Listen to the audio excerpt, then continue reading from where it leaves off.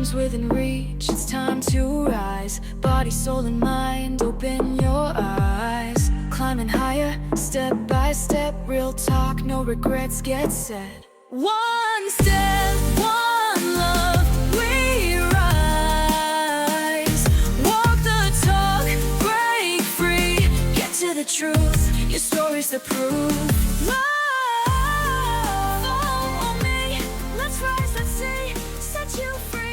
Somebody wants to be in the picture.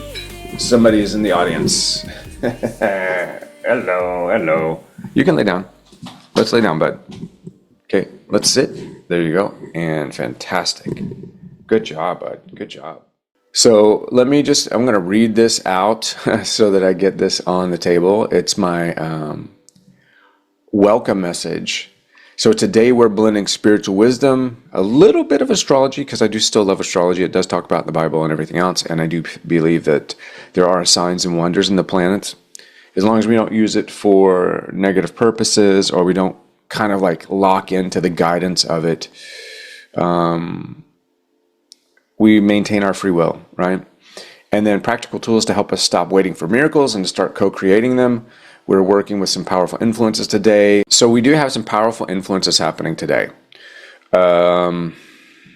Mercury is having a cazimi. It's asking us to break out of our old habits, to be bold. Mercury is asking us to kind of call out to the universe, call out to God for help, but also speak, communicate, enunciate, right? Begin to put sound and connection with your words. And then we've got the 2025 is a 9, which I'm a 9 as well, which I realize what that means.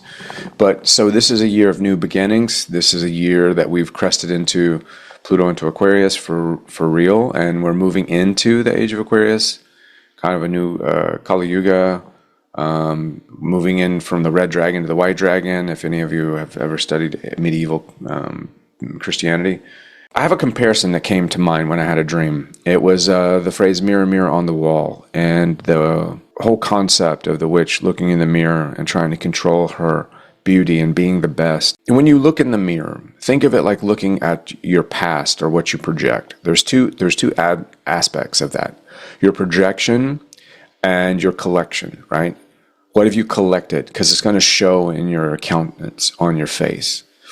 And that mirror is going to support you in your quest, or it's going to reflect where you are and what you are, not necessarily who you are, because your situation can change your countenance. And then when you look as well, when you're looking in the mirror, you're assessing, you're assimilating your experience, your past, you're collecting data, and then you begin to project data, because you're automatically assessing and then assuming a response or an effect or an engagement or a reaction based on your reflection.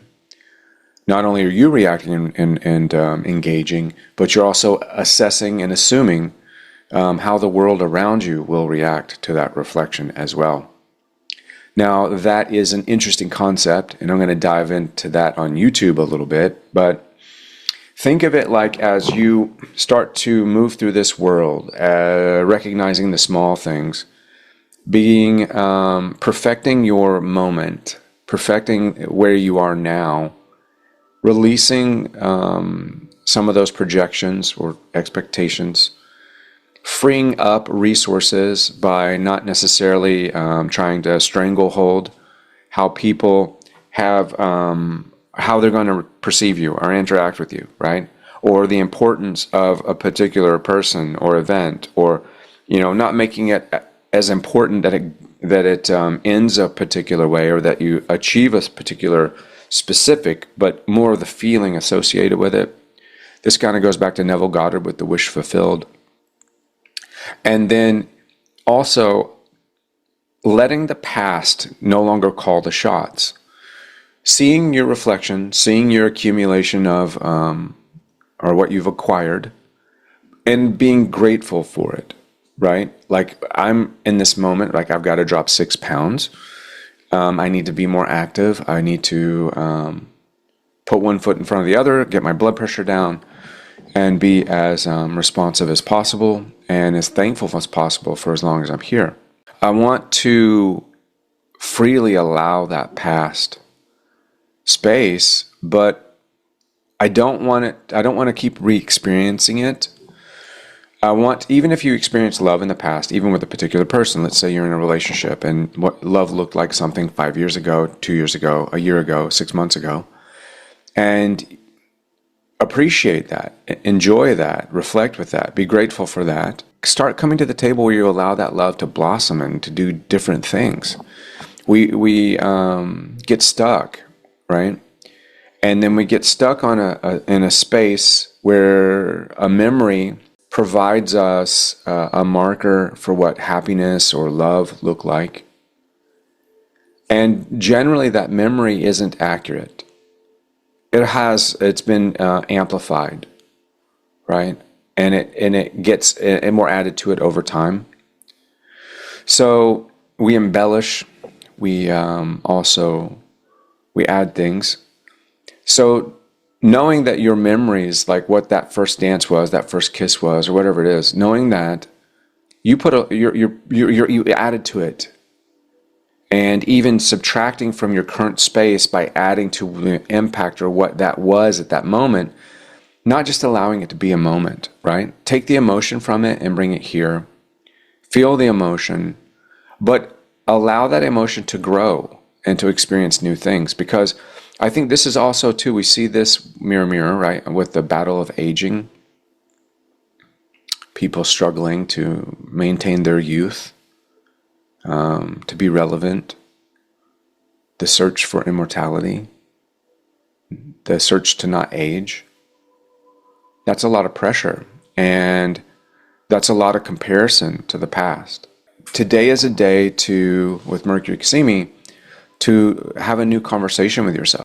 And I've gone back to box breathing, but not because I'm trying to meditate, but because I'm trying to become simple in my moment. I'm trying to shred, shed, and simplify my process of being present down to counting 1, 2, 3, 4 in 1, 2, 3, 4, hold. 1, 2, 3, 4, exhale. 1, 2, 3, 4, hold. So I'm using the process of repetition and number and the congruency of the action of inhale, hold, exhale, hold, to not run from anything, but to remodel the moment. And that's a reminder, if you don't realize that don't think that breathing is just about being alive, or breathing is just about finding a safe space to meditate, to accumulate more things, thoughts, feelings, ideas, futuristic things. It's also just a simple way to cut the fat, so you can let those loose ends go. Sometimes we keep loose ends because it's self-indulgent, it's self-destructive, it's subconscious protection. We'll allow loose ends and things that we need to do to kind of linger, so that we don't have room for new stuff, where we could be vulnerable, or where we could be available for failure or pain. I've done that in the past. So that's one small step to a big miracle. A big miracle doesn't need to be, like for me, a big miracle doesn't mean that my body's completely healed instantaneously. A big miracle is that I can be here right now with you guys. You don't need proof scientifically to connect to something bigger than yourself. That's what faith is. And faith isn't about waiting for a sign. You don't need a synchronicity or a song to show up on the radio or a flashing light, so that you can step out into trust and allow that faith to pave the way for you to understand the game of life, right? The game of life is very interesting. It's a very interesting space, this game of life. And I wanted to share this quote with you. Let me find it. If you bring forth what is within, what you bring forth will save you, right? So that just basically is saying that miracles already exist within you. Some people call it a placebo. Some people call it intuition. Some people call it perfect timing. Some people call it blessings. Some people call it supernatural. But what I'm saying is that faith is when your mind and your subconscious work together. They plant seeds of possibility that grow into results. And, Joseph Murphy said something like that, Dr. Joseph Murphy. I liked him too. I'm moving out of this new age mindset. I'm kind of grafting out of the esoteric because I know one thing. A hypothesis isn't going to heal my heart and my mind and my body. Dancing and a hallelujah would get closer than trying to entertain a hypothesis of whether life exists in space. You got to bring it back to something simple, right? And that's why I've got a challenge this week to take 5 minutes a day, identify what you've been waiting for, where you feel stuck, and then break it down into small steps, right? 2 or 3 small, manageable steps that you can take to get either set up for that, set yourself up for success, or get closer to that outcome. And then take the first 5 minutes every morning to remind yourself of what you're thankful for. You can rejoice a little bit in some of the memories that have been magnificent, miracles that have passed. It could be things that you've witnessed, but I would like to start out simple just by thanking God, Source, Universe, Yeshua, whatever it is, Yahweh, Allah, I don't know, whatever you want to thank. Start first by waking up and saying, thank you, God, for getting me up and out of bed. Thank you for this day. Thank you in every way for the opportunities that will cross my path today, that I can continue to pursue life, love, that I can align myself in a very effective way today. Let me be a living testimony, a witness to what is belief beyond the obvious. Let me be a tool, an instrument of faith today to give someone encouragement. Use everything around me to remind me that I'm not alone. Open doors which should be opened. Move me forward. Close the doors which should be closed. Help me to pull from the past what is necessary to be present and no more.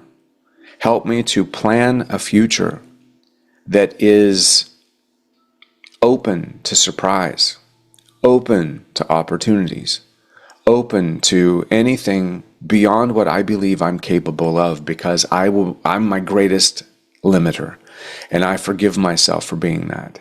Thank you for my friends and my family. Thank you for the breath. Thank you for the bed. Thank you for the sleep. Thank you for nourishing my body. Body, thank you for being here. Thank you for, once again, a reviving this morning.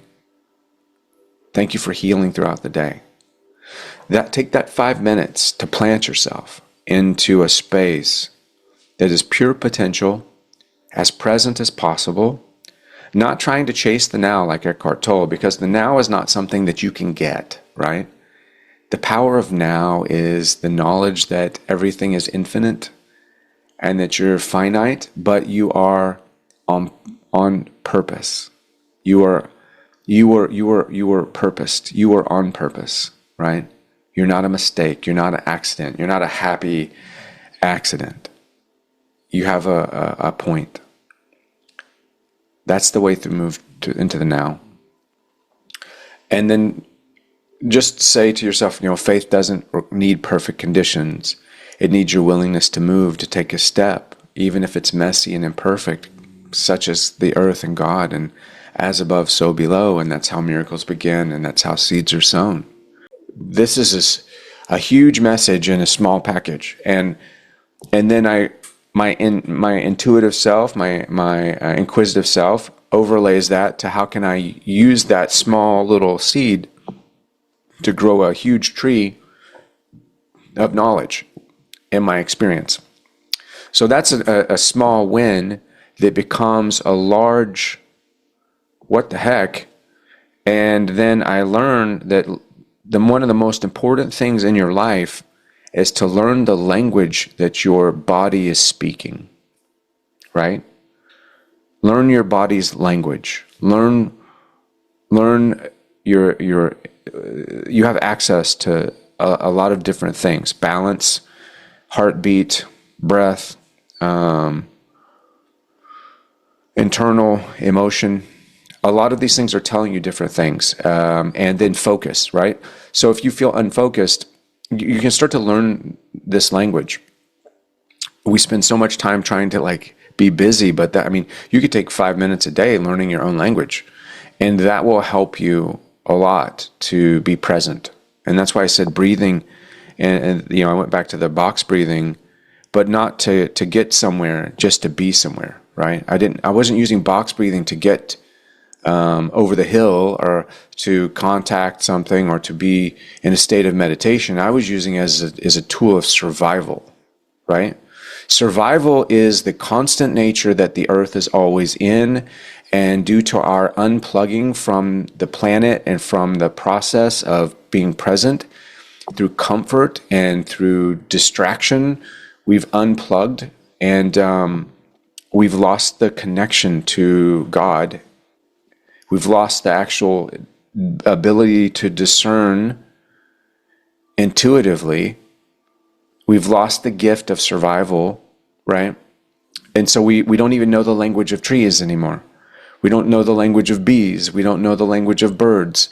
We've lost all these things, and our comfort has kind of cocooned us in this space. So one of the small steps is to become aware of the cocoon. It's almost like when Neo's unplugged from the pod in the Matrix. He had to learn to walk again. He had to learn to move. He was unplugged. Real life was a lot different than what it was in the surreal life, right? And the funny thing is that the supernatural lives in the real life, not the surreal life, because the supernatural is just another sideshow in the scope of distraction. Until you really understand supernatural, a miracle is this elaborate hoax or this elaborate gesture of some kind of superiority for a person that's achieved it through God. But really, when you break it back down into that small step, and you find the biggest connection to God, and even just watching a bird. So part of small steps and big miracles is that, I could always refer back to my face being crushed, and I don't look like my face is crushed, and that was a miracle. But what that does, when you get localized into relying on big miracles, monumental miracles, you're missing out on the day-to-day. And then that self-reliance is gearing you to an expectation, and then you might miss God showing up in the small stuff, right? So I think it's important to begin to understand that don't beholden who God is and what's going on in your life. Remind yourself and be grateful of the things that you've gone through that are big. But I would challenge you to find 10 small things in the past year where you can witness and you can say, wow, whatever it is, God or Source, Yeshua, whatever you want to say, really showed up. That was something small, but so big because it just builds on itself, right? Because a house foundation is built one brick at a time, and rather than just looking at the foundation and saying, wow, that's a beautiful foundation. Imagine if you were the person that built each brick, you would know intimately, like, oh, there's the brick that your kid put their hand in on oh, there's the brick that broke and you had to kind of mend it because you were out of bricks, right? So you would know these intricate stories. And it's just like when you say a blessing when you're eating, if you were to thank, you'd not just be thankful for the food, but thankful for every process that the food went through to get to you. The planting, the rain, right? The reliability of the farmer to tend it, to bring it to harvest, the wheels, right? The wheels of the system that made it show up on your plate. A blessing is so much more, and there's so many more opportunities. And then what happens is that the brush of faith is so much bigger, and then you're not in these isolated spaces where a miracle only shows up every 10 years, because that miracle, that you're judging a miracle by this, walking on water, rather than the conversations that Yeshua had with Peter or Paul, or not Paul, but Peter or John or James. We're looking for Jesus to walk on water, but we're not looking at Jesus sitting down next to us and listening to us as we talk about our broken heart, or as we talk about, today was a rough day. And then what happens is we reference that into how we communicate. And then we tend to only talk about big things, and big things are only important. And then it minimizes the rest of our life. And then we jump from big thing to big thing. And then it becomes this whole social media setup, right? Where every video has to get views, where every video has to go viral, and everything has to be bigger than the last one. And we just don't appreciate the walk any longer. We don't appreciate the daily talk. And you don't get to know God. You don't get to know yourself. You don't get to know the world, because you're jumping from stop sign to stop sign, and you're missing what's all along the way, right? So I think it's time to exit the freeway, get off, and start walking. And as you're walking, learn to live and breathe and sleep with the people, not literally like sexually, but sleep amongst the people. Stop trying to achieve masterhood or this awakening, right? That's not the walk. That's not where these masters are. These masters are among you, right? These masters are within you. They're there. They're living with you. They're beside you. And because we were jumping, we were teleporting from the things that we told ourselves were miracles, and we missed so much. And then that's why time flies, because we're not sitting back in the moment. And this is where Eckhart Tolle is telling us some things that are actually cat chasing the tail. It's not about the power of now, right? It's the accumulation of everything all at once, and getting as much from that as you can every moment, right? It's everything all at once, right in this moment, as much as you can, but with the level of connection that's not minimizing anything. And if you find that you're minimizing a part of your life, like breathing, if you forget your breathing and your heart rate gets out of bounds, remind yourself, wait, no. Without this breath I just took in, I wouldn't be here. Right? And then you start communicating, and that's why I was reminding us about learning the language of the body. And then imagine if all of us learned the language of the body, how better our relationships would be, especially intimately, right, with others. Men out there that have performance issues, if you were to level in and learn the body language, maybe you would last a little longer than a few minutes. Because the conversation wouldn't be from big thing to big thing. It wouldn't be about the miracle when I was 21 and the miracle when I was 33. It'd be about everything in between, right? So you'd have a lot more, a whole lot more. And you'd feel, your cup would be so full. Right now, I think so many of us feel empty is because we're assuming we're in a state of assumption. We're running. We're mirror. We're running from the big tragedies to the big wins. We're running from, point A to point B, trying to get somewhere as fast as possible. Because we don't want to endure, like I can tell you when I first got this diagnosis and this problem, I didn't want to go through it. I was sad, I was angry, I was detached. I disappeared. I didn't want to go through it. It's not something I wanted to do. Because I know that it's daily, right? It's a daily fight. It's a daily feeling. And I was so much happier in my mind being outside of who I am, alienating the actual awakening for the the big show of awakening, right? The payoff, the glory hole, right? For anybody that they had those. I think maybe they still do. I don't know. But don't go to anything that says that. That's not a place to go. Don't go hang out there. It's not. It's not like Alice in Wonderland. So, but you don't. It's the climax. It was about getting to the climax, right? Getting to the crescendo. And when you got there, because you didn't enjoy anything along the way, right? The build-up. You didn't enjoy the build-up. You didn't know how to enjoy the build-up. And this is why movies, right? Like, this is why they started having bigger explosions and bigger superheroes and bigger things, because people needed more to distract themselves because they didn't want to do the daily walk. It's not even about doing daily work. You don't have to think of it as work at all. Just slow down. Sit here. See yourself. Don't see what you were. See what you are. And then deal from there. So many people are stuck in what they were.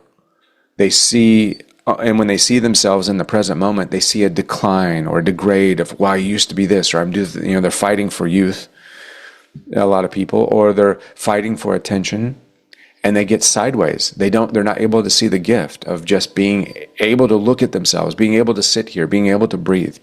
That's such a gift, right? When life is no longer a gift, you have nothing to give. And life has been under attack. It doesn't matter what someone's opinion is about pro-choice or not. I don't care. Your choice is your thing. But if you can't recognize the spark of life starts when the inception starts, but you think that we crawled out of a cesspool as an amoeba and became a human, your thoughts are not only hypocritical, they're delusional. You can't have it both ways. So you're in a state of delusion. You're trying to believe something that you're completely non-responsive to. You can't. So your body is in a state of disparity. Your body is in conflict with your mind, and you're not learning to listen to your body.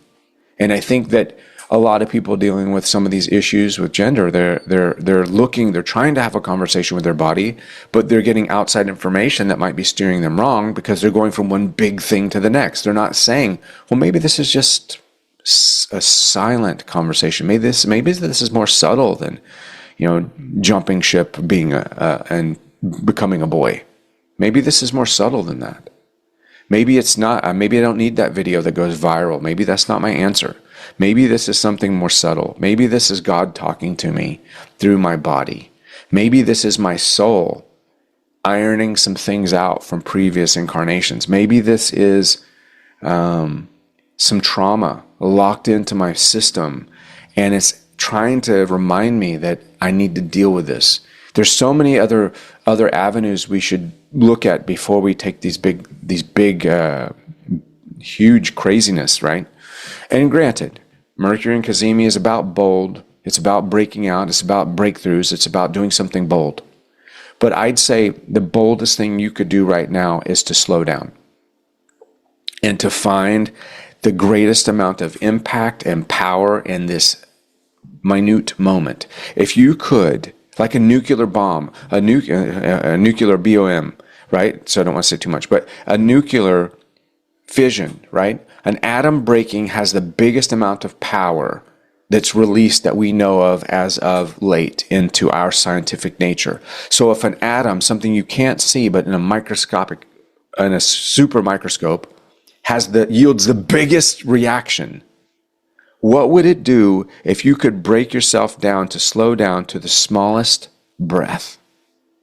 If an atom can level a town, what could tapping into your breath, to your body's language do for your spirit, for your success, for your well-being, for your ability to be present, for your ability to connect to your purpose, for your ability to be able to actually truly find an answer, to solve the issue that you aren't even aware of because you're skating, you're racing to find the finale, right? Trying to churn that butter as quick as possible to make the bread, right? But you're not enjoying the process. And see, and part of this, imagine if this is a prison planet and we were put here to learn a lesson. Well, if you're racing from point A to point B, you're not learning anything. You're just going to continue to burn out, coming back, never really actually getting to the layers necessary to know what the meaning of life is. And social media has been a huge force in that distraction, right? So just trust in the small steps, and they're going to lead you to big miracles. Come back to the small step-by-step process. And that's where we are, and that's what we have. And I appreciate everybody for supporting. Share this, and thank you for being here. Inside of me, flowing wild, flowing free. A fire in my chest, a calm in my veins.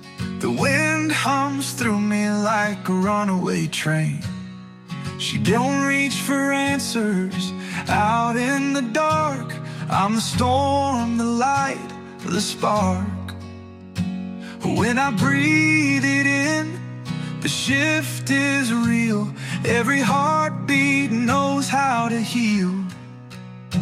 No battles to fight, no bridges to burn, just the truth that's mine to learn.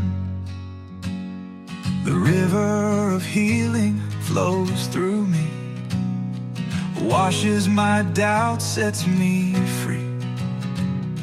The source of life, my breath, my guide, spirit always on my side. I don't have to chase it down, it finds me steady and sound.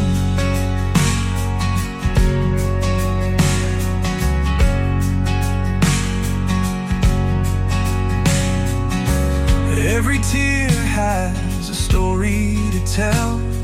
I've been through heaven, I've brushed up on hell, but I don't need signs in the midnight sky.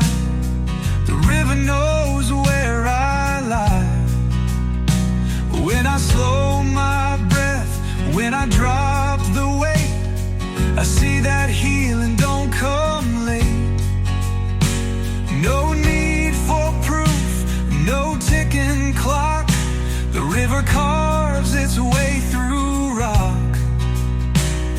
The river of healing flows through me, washes my doubt, sets me free.